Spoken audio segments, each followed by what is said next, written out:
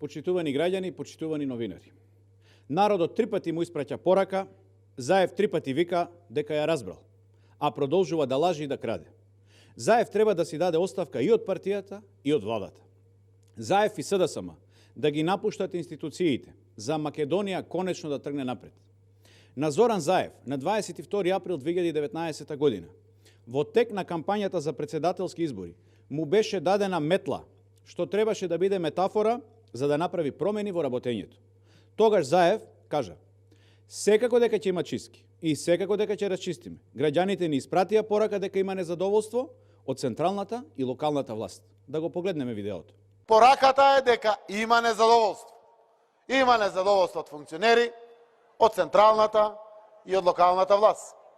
И таа порака, јас прв меѓу еднаквите, ја примив.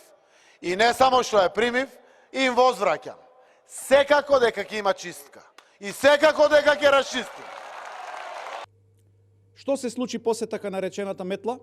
Прво, Заев и Филипче, наместо да набават вакцини, тргнаа по светот по провизии. Второ, убедливо најкатастрофално се справија со ковид кризата. Трето, името на Вице беше избришано од кривична пријава за рекет во рек Битола.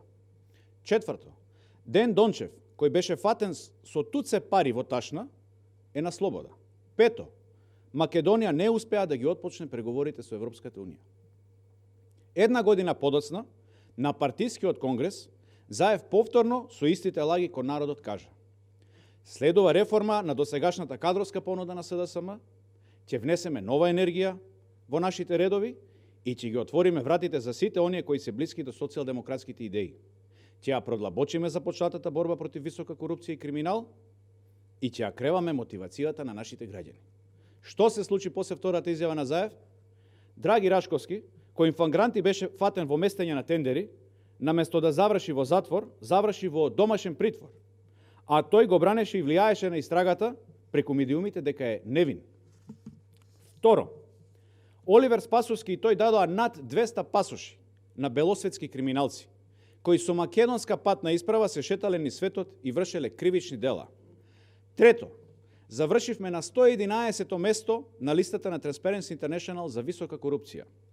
Четврто, во извештајот на State Departmentот е посочено дека американски фирми сведочат за корупција во државата.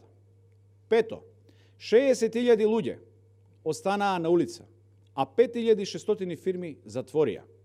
Шесто, 14 луѓе живи изгореа и никој не понесе одговорност. Крив им беше кабелот или полначот. Погледнете што кажа Заев.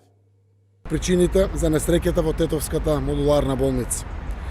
Како што е јавно соопштено, со стручните наводи на вештачењето е утврдено дека пожарот настанал како последица од електрична куса врска во приклучен кабел.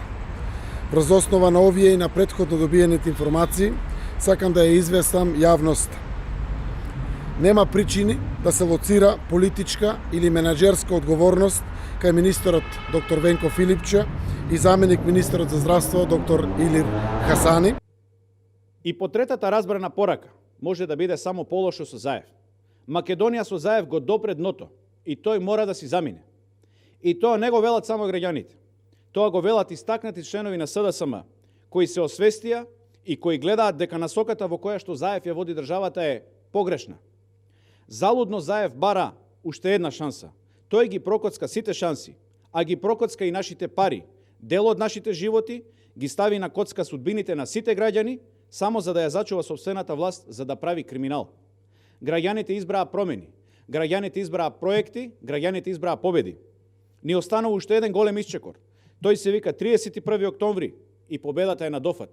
Ви благодарам.